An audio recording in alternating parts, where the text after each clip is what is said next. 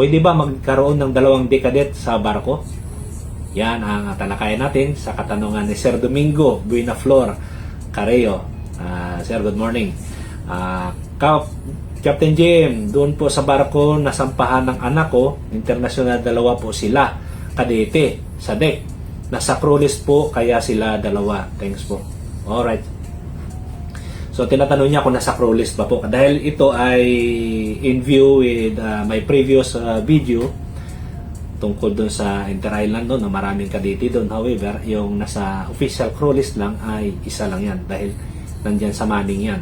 Hindi pwedeng sasabihin nila na yung 10 kadete dyan sa barko ay nasa crew list din yun. Hindi yun.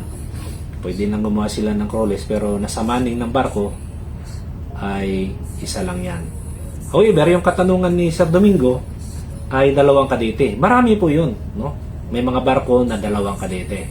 2 sa makina, 2 sa kuberta, at saka 2 sa makina. Yan ay as per manning yan na design ng barko. Depende sa flag. At yan ay nasa official crew list yan. So, Sir Domingo, wag ko kayong mag-alala doon sa previous video ko dahil baka sabihin mo ay wala sa crew list yung inyong anak. So, international yan, hindi pwede po yan na wala sa crew list ang anak nyo. Nasa crew list po, 2 kadete nila. Decadet. So, yun. Dahil every time na dadaong kami sa puerto, yung una-unang titingnan dyan ng immigration ay crew list. Then, i-check doon yung inyong data according doon sa inyong passport. First, yan ang ilang check. So, huwag kayong mag-alala. Nasa crew list po yung anak ninyo. Kung gusto mo, humingi kayo ng kopya ng crew list ng anak nyo at para confirm na nandun yan sa crew list. Nasa crew list po yun. Hindi pwedeng wala sa crew list. International vessel pa po yun.